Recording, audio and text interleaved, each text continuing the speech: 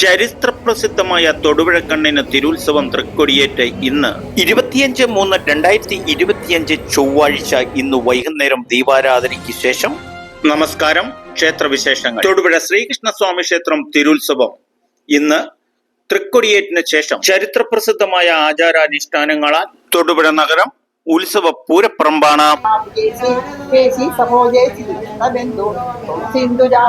തൊടുപുഴ ശ്രീകൃഷ്ണസ്വാമി ക്ഷേത്ര ഉത്സവം കേരളത്തിലെ മറ്റ് ക്ഷേത്ര ഉത്സവങ്ങളിൽ ഏറെ വ്യത്യസ്തതകളും പ്രാധാന്യങ്ങളും 68 വർഷമായി നടന്നുവരുന്ന ആചാരത്തിന്റെ ഉത്സവത്തിന്റെ രീതികൾ ഒന്ന് സൂചിപ്പിച്ചു എന്ന് മാത്രം. യോഗീശ്വരൻ ഭഗവാന് പ്രത്യക്ഷപ്പെട്ട നാൾ ചോതിയൂട്ടോടെയാണ് ഭഗവാന്റെ തിരുത്സവത്തിന് തുടക്കം കുറിക്കുന്നത്. ചോതിയൂട്ടിന് ശേഷം ഭഗവാന്റെ ഇഷ്ടനാളായ തിരുവോണവൂട്ടിന് നടക്കുന്ന മഹാസദ്യക്ക് ശേഷമാണ്, വൈകുന്നേരം ദീപാരാധനയ്ക്ക് ശേഷമാണ് ഭഗവാന്റെ തൃക്കൊടിയേറ്റ് ചടങ്ങ്.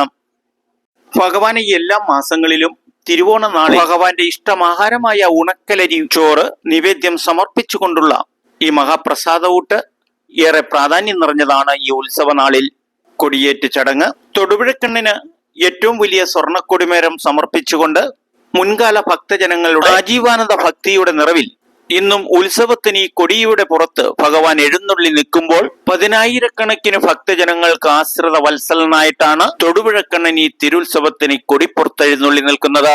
ഇങ്ങനെ 10 ദിവസം ഉത്സവകാലം ജനങ്ങളെ സേവിക്കാൻ ഭഗവാൻ ഈ കൊടിപ്പുറത്ത് കാണുമെന്നാണ് ഐതിഹ്യം.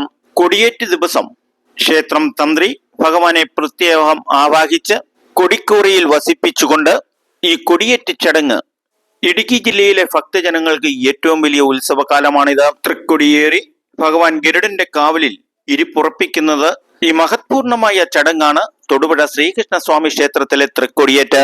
കൊടിയേറ്റിന് ശേഷം 1ാം ഉത്സവം തൊട്ട് 10 നാൾ നടക്കുന്ന പ്രധാന ചടങ്ങാണ് ശ്രീഭൂതബലി എഴുന്നള്ളത്ത്.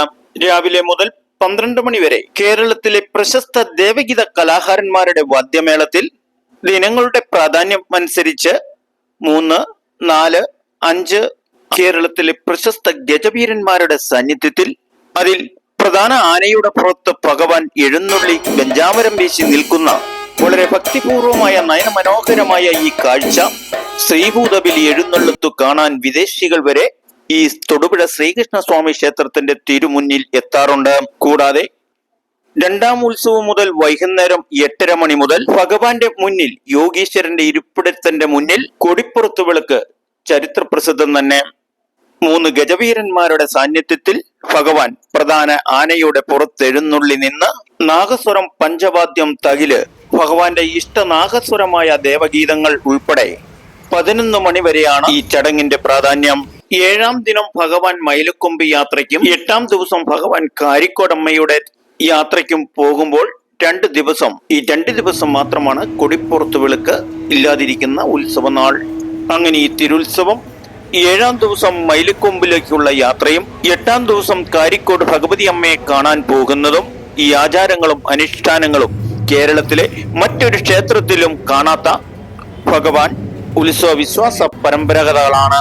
അങ്ങനെ കേരളത്തിന്റെ ക്ഷേത്ര ഉത്സവങ്ങളിൽ വ്യത്യസ്തതകൾ പുലർത്തുന്ന തൊടുപുഴ ശ്രീകൃഷ്ണ ഭഗവാന്റെ ഈ ക്ഷേത്ര ഉത്സവം ഭഗവാന്റെ ഇഷ്ട വഴിപാടായ ചോതിയൂട്ടിന് ശേഷം വൈകുന്നേരം ദീപാരാധനയ്ക്ക് ശേഷം ചരിത്രപ്രസിദ്ധമായ തൊടുപുഴ ശ്രീകൃഷ്ണ ഭഗവാന്റെ തൃക്കൊടിയേറ്റ് ചടങ്ങുകൾക്ക് തുടക്കം കുറിക്കും.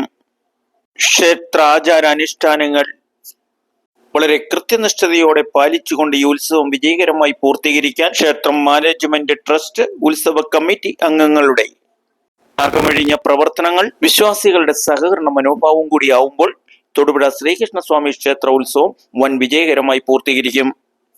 നാട്ടുരാജ്യ ന്യൂസിനു വേണ്ടി ക്യാമറ ആൻഡ് റിപ്പോർട്ടിംഗ് തൊടുപുഴയിൽ നിന്നും കെ വിജയൻ.